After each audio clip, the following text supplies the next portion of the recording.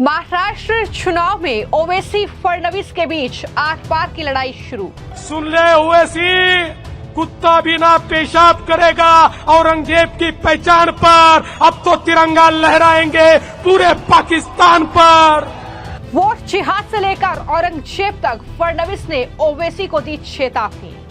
यहाँ पर कोई वोट जिहाद की बात करता होगा तो उसको वोटों के धर्म युद्ध से हम जवाब देकर रहेंगे। सुन ले ओवैसी, औरंगजेब की पहचान पर अभी नहीं करेगा पेशाब फडणवीस ने ओवैसी को ललकारा, कहा पूरे पाकिस्तान पर लहराएंगे भगवा। ये ड्रग बेचने वालों को हम ठोकेंगे ठोकेंगे ठोकेंगे,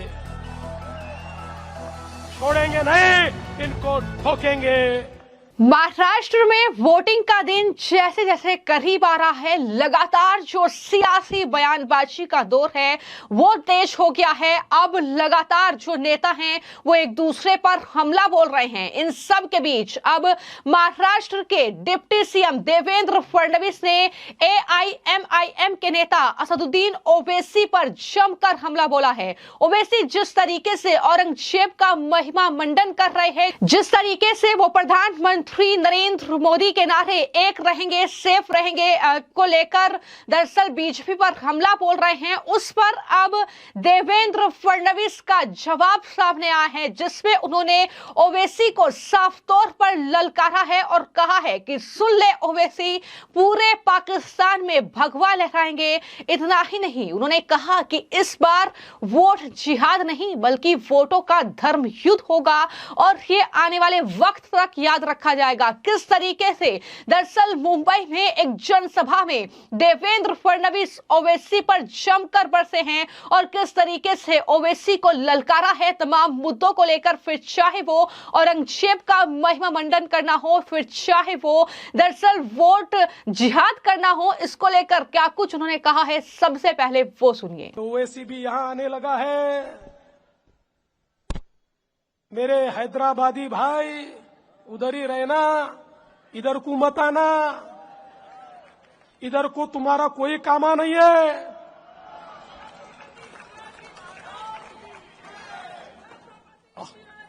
अरे भाई, मैं समझ नहीं पा रहा हूं ये क्या यहां पर हो रहा है। यहां पर आकर हमको धमकियां दी जा रही है, यहां पर आकर औरंगजेब का महिमा मंडन हो रहा है।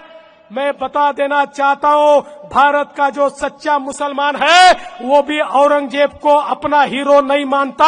अरे औरंगजेब तो आक्रमणकारी था, उसने हम पर आक्रमण किया था। इसलिए सुन ले ओवैसी, कुत्ता भी ना पेशाब करेगा औरंगजेब की पहचान पर। अब तो तिरंगा लहराएंगे पूरे पाकिस्तान पर।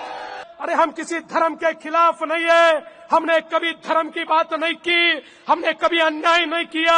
हमने योजनाएं लाई, सभी जाति धर्मों के लिए लाई। पर अगर यहाँ पर कोई वोट जिहाद की बात करता होगा तो उसको वोटों के धर्म युद्ध से हम जवाब देकर रहेंगे। तो आपने महाराष्ट्र के डिप्टी सीएम देवेंद्र फडणवीस को सुना, जो साफ तौर पर उनके तेवर दिखा रहे हैं कि किस तरीके से वो ओवैसी के बयानों को हजम करने के मूड में नहीं है।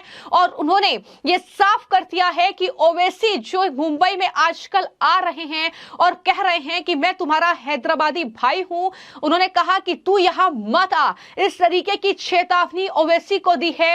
इस तरीके से ओवैसी पर जमकर बरसे हैं देवेंद्र फडणवीस और यहां पर आकर हमको धमकियां दी जा रही हैं। ये देवेंद्र फडणवीस ने ओवैसी पर आरोप लगाया है और कहा है कि यहां पर आकर ओवैसी औरंगजेब का महिमा मंडन कर रहा है। और मैं ये बता देना चाहता हूं कि भारत का जो सच्चा मुसलमान है वो भी औरंगजेब को अपना हीरो नहीं मानता। हम छत्रपति शिवाजी महाराज के वंशज हैं, इस तरीके की बातें कहते हुए फडणवीस न सिर्फ ओवैसी इसी पर बरसे हैं। न सिर्फ ओवैसी को ये याद दिला दिया है कि ये जो भगवा है ये न सिर्फ भारत में लहराएगा बल्कि पूरे पाकिस्तान में भी भगवा लहराएंगे। ये बातें भी फडणवीस की तरफ से कही गई हैं।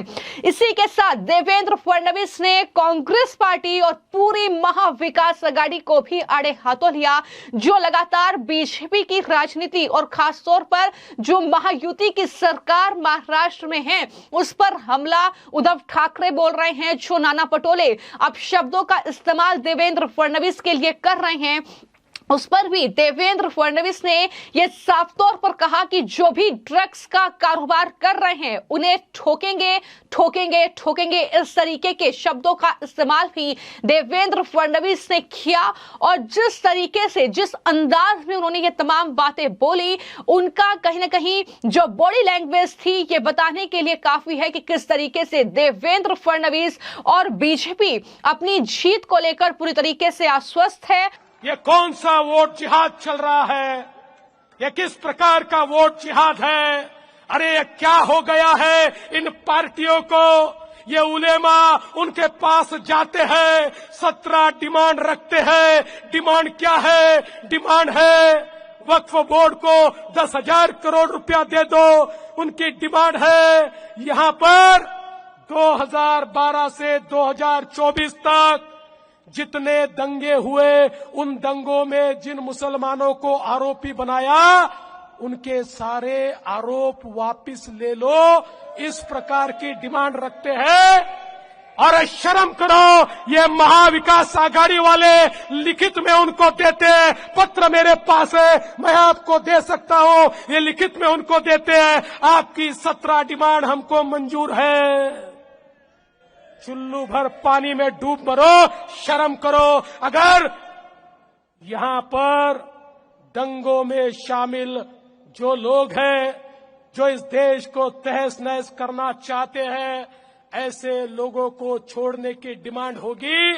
और ये महाविकास आघाड़ी के लोग अगर पत्र देकर कहेंगे हाँ हमें ये मंजूर है, अरे तुम्हें मंजूर होगी लाचारी। हम छत्रपति शिवाजी महाराज के मावड़े हैं, ये लाचारी सहन नहीं करेंगे।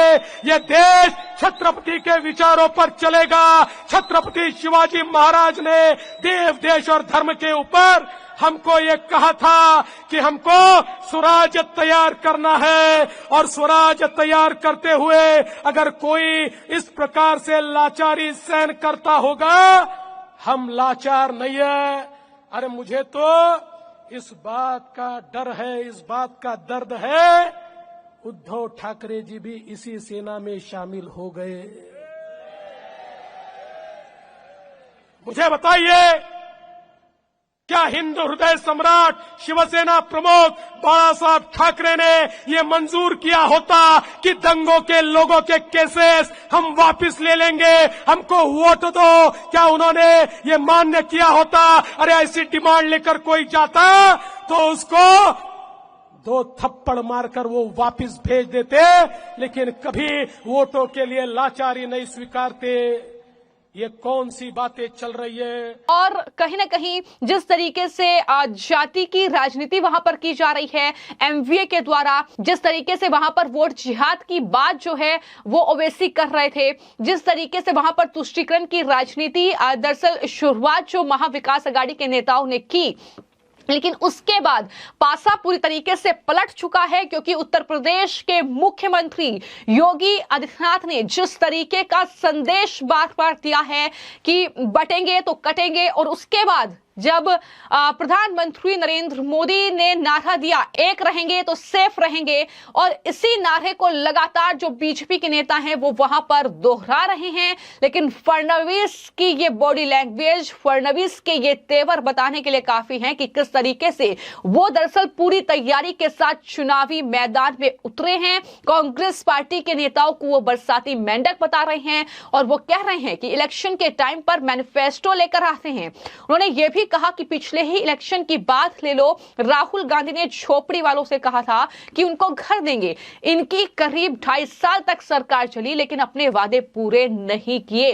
लेकिन किस तरीके से महाविकास अघाड़ी जो है वो उलेमाओं के पास जाती है, किस तरीके से मुस्लिम उनके पास अपनी डिमांड रखते हैं, वो उसको स्वीकार भी कर लेते हैं। ये तमाम बातें आपने देवेंद्र फडणवीस की सुनी। तो कुल मिलाकर महाराष्ट्र का ये चुनावी जो घमासान है वो कहीं ना कहीं अपने अंतिम पड़ाव पर है, यानी 20 नवंबर को वोटिंग होगी। लेकिन इससे पहले जो जुबानी जंग है वो नेताओं के बीच जबरदस्त तरीके से छिड़ी हुई है, जहां पर वोट जिहाद से लेकर औरंगजेब का गुणगान कर रहे तमाम नेताओं पर बीजेपी के नेता कुछ इस तरीके से बरस रहे हैं कि वो धर्म युद्ध की बात कर रहे हैं। वो ये साफ तौर पर कह रहे हैं कि औरंगजेब नहीं, हमारे लिए छत्रपति शिवाजी हीरो हैं। तो इस तरीके से आपको क्या लगता है कि जिस तरीके से महाराष्ट्र में नेताओं के बीच ये जुबानी जंग छिड़ी हुई है, कौन किस पर कितना भारी पड़ेगा, इसका जवाब जरूर दीजिएगा। और ये भी बताइएगा कि आखिर किस तरीके से महाराष्ट्र का ये चुनावी घमासान का नतीजा